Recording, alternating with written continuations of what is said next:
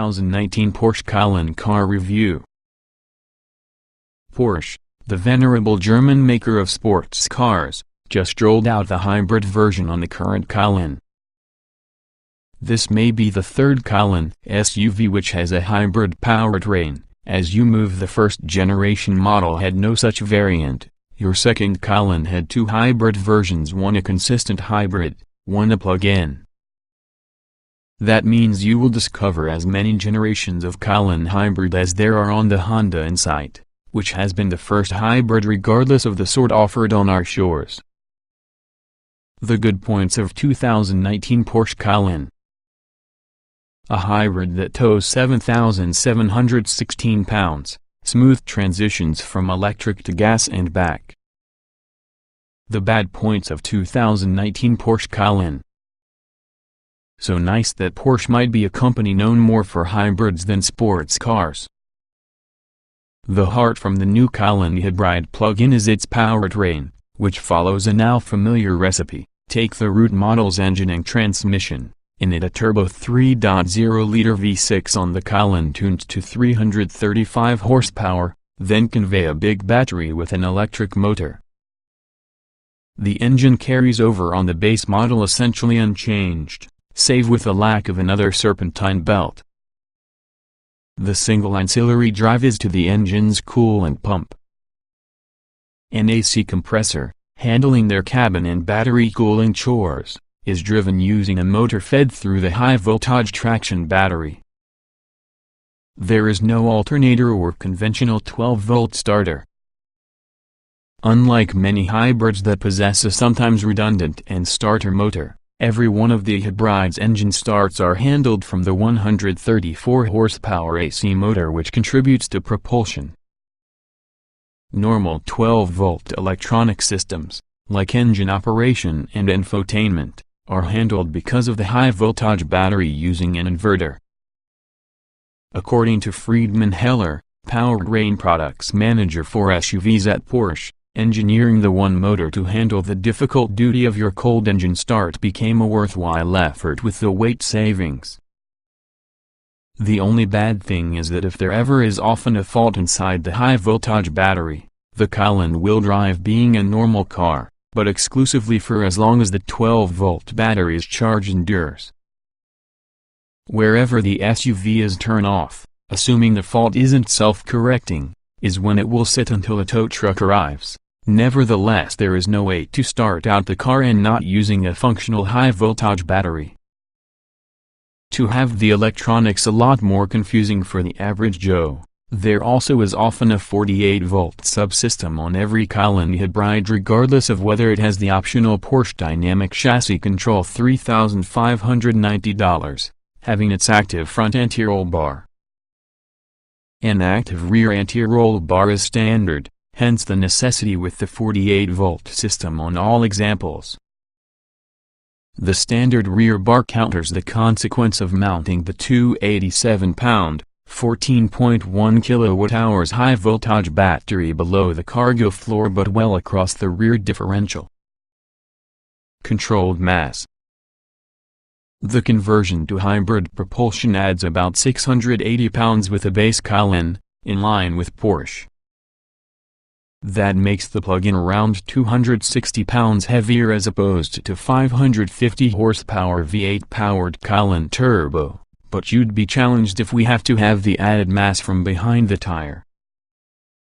Between the standard adaptive dampers as well as the optional air springs $2,170, PDCC, and rear axle steering $1,620, the Cayenne hybrid does a wonderful impression of any sporty wagon by nullifying body roll without making the ride harsh. The hybrid also is usually a nice location to spend extended periods of their time as road noise is well hushed, even within the optional 21-inch wheels. 19s are standard, 20s and 22s are additionally offered. A dial from the rim and the steering wheel for the 430 position selects from 4 main driving modes that vary the suspension, engine, electric motor, and transmission behavior. Power could be the default mode and relies solely for the motor to operate the vehicle. The wheels. Hybrid auto mode leaves the blending of electron and gasoline power up to the auto's computers, that can drive the wheels within the most efficient way. In sport mode, the V6 is definitely running, gears are held longer, plus the various suspension elements get firmer. Sport Plus ratchets within the chassis a step forward. 2 sub-modes of hybrid auto allow your vehicle to charge it itself or hold its state of charge later. These are activated through infotainment interface. Both the engine and also the motor turn in the same RPM. Swaps from electric drive to hybrid and back are utterly seamless.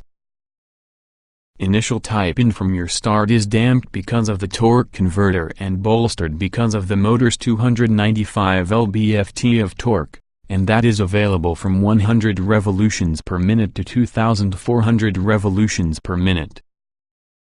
By that point, the engine's peak torque of 332 lb-ft can be obtained. Working in concert, the engine and motor serve up 516 lb-ft between 1,000 and 3,750 revolutions per minute but, more significant, 455 horses at 6,400 revolutions per minute. Sport and Sport Plus also watch the temporary boost mode, which, when activated by pressing the button inside the middle with the mod selector dial, delivers a 918-like boost on the electric half on the powertrain for max acceleration. Sprints to 60 miles per hour should take about 4.4 seconds, an enormous improvement of 0.8 seconds over whatever we extracted through the outgoing Cayenne SE hybrid. Fuel efficiency meets towing capacity. Final EPA estimates remain pending, but we expect the brand new Cayenne hybrid to get capable of about 20 miles of EV range that has a fully charged battery, up from your previous model's 14. The EPA combined estimate should flirt with 25 miles per gallon, or on par using the BMW X5 xDrive 40e. When fitted while using optional 7.2 kilowatts onboard charger $840. A completely drained battery will recharge inside 2.5 hours over a level 2 connection 32 amps. With the standard charger 3.6 kilowatts the period grows to 4 hours. But most wagons, aside from hybrids, can't tow 7,716 pounds. And it is good for this reason that this Cayenne features its own powertrain, distinct from that used inside the Panamera's hybrid variants, complete which has a torque converter and planetary automatic instead of your dual-clutch transmission. Sure, it could actually have been through with PTK, but Porsche's standards for initial typing couldn't are actually met. Pulling away having a loaded trailer using a hill, one example is, wouldn't be buttery smooth. The powertrain arrangement, from tip to tail, will be as follows: engine, clutch, electric motor, torque converter, 8-speed gearbox, hang-on all-wheel drive coupler and electronically controlled clutch, drive shaft, rear differential. This arrangement means if the car is moving, the motor is spinning. Lift away from the gas and there's some regenerative braking, yet not anywhere near on pedal driving levels. As the brake pedal is pressed, regen indicator lights illuminate as increasing numbers of deceleration is asked in the system. At some point, the driver can't ensure exactly when as it's all but undetectable and dependent on myriad computer-analyzed variables, the friction brakes are used, too. Adding complexity for the manufacturing and ordering process, 3 different braking systems are given. Iron rotors come standard, Porsche's surface-coated brake rotors is one level up, and carbon ceramic rotors are definitely the top-spec option. Final pricing for that optional brake systems remains TBD, but we expect them being closely aligned using the standard Cayenne's option costs, which can be $3,490 for surface-coated and $9,080 for carbon ceramic. This means the SUV needs specific blending approaches for each from the three systems. Heller says that tuning the regenerative braking system, pinpointing the moving target that would be the changeover point from regen to friction, was probably the most difficult part of developing the vehicle. All Porsche hybrids obtain calipers painted acid green to fit the green accents around the exterior badging, but customers can make white or yellow calipers should they like. Department with the interior. The interior choices continue with the example with the multitude of optional braking and gratification systems. Listing every last color, trim, and leather option will make an Antarctic expedition's checklist seem scanty. If you want it in leather, it could be wrapped in leather. If you want paint to complement Grandma's heirloom sapphire, Porsche would possibly do that, too. Most Cayenne in America, however, are sold overlot. Only about 20% are made to order, roughly half the interest rate of 911s here. The Sport Chrono package is standard inside the US, too, although substituting the no-cost alternative displaying an analog compass digital altimeter clock in the place. A stopwatch chronograph within the dash of an plug-in Cayenne seems somewhat out of place. Like the rest in the Cayenne lineup, this model has the newest Porsche Infotainment interface. It includes a 12.3-inch high-resolution touchscreen inside the center console in addition to two screens flanking the analog tachometer from the instrument cluster that admirable facsimiles of genuine dial and needle gauges. Apple CarPlay is standard, but Android Auto is usually an option.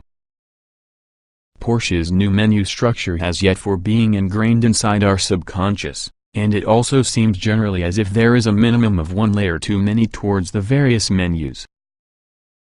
And, through other experience with all the same system inside the Panamera, felt like the volume wheel was backlit during the night. But owners will probably overcome the educational curve. The added complexity from the portfolio and take care of redesign didn't modify the cost by a whole lot as $1.